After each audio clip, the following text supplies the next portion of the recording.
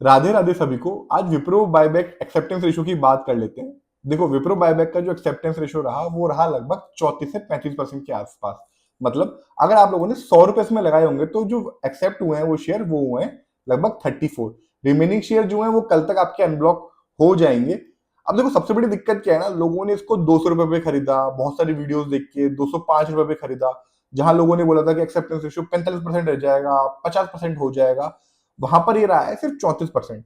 तो लोगों को काफी ज्यादा इसमें नुकसान हो गया है। अब लोगों में काफी ज्यादा डर का माहौल है, जो कि स्वाभाविक भी है। कल जब शेयर अनब्लॉक होंगे, अभी अगर करंट प्राइस आप देखोगे तो वो लगभग 174 रुपए के आसपास चल रहा है।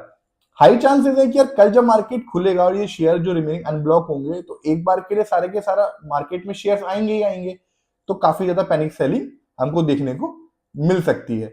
तो अब ऐसे केस में जहां पे ये इतना सारा इश्यू हो गया है, तो क्या इसको होल्ड करके रखना चाहिए या इसको बेच के निकल जाने में ही समझदारी है?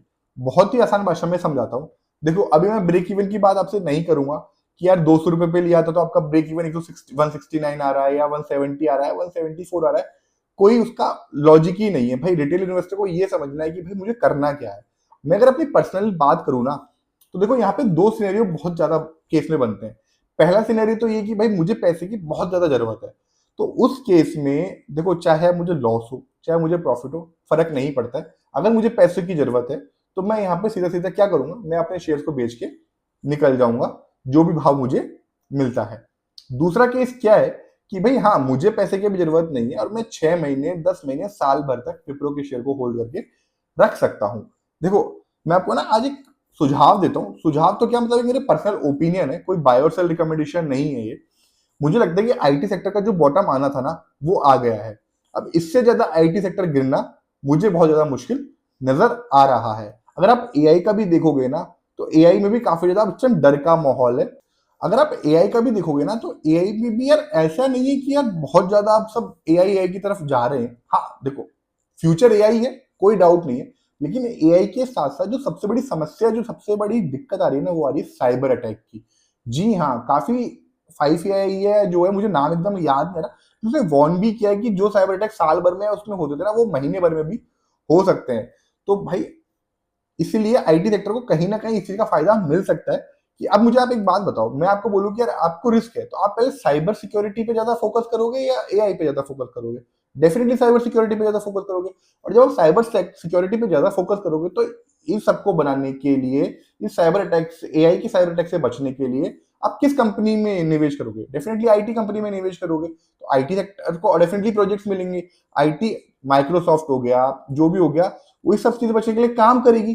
तो भाई भविष्य मुझे तो इसका काफी ज्यादा बुलिश नजर आ रहा है। मैं पर्सनली इसमें बात करूं ना, तो मैं तो इसको लॉन्ग टर्म के लिए होल्ड रखने वाला हूं, और मुझे जहां जहां अपॉर्चुनिटी मिलेगी ना, मैं वहां वहां आईटी सेक्टर को बाय करने वाला हूं।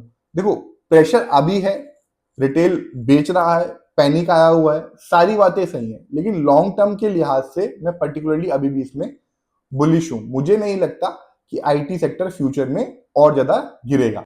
Coming to again Wipro buyback में, देखो उसमें हमको एक लर्निंग भी मिलेगी, हमें आंख बंद करके एक ही पीछे नहीं भागना चाहिए। हालांकि 34% एक्सेप्टेंस रेशियो भी बहुत ज्यादा बुरा नहीं है, लेकिन हाँ ठीक है यार, जिसको मतलब यही था कि मुझे इमीडिएट प्रॉफिट हो जाए, उनके लिए तो ये काफी ज्यादा नुकसान वाला काम हो गया है।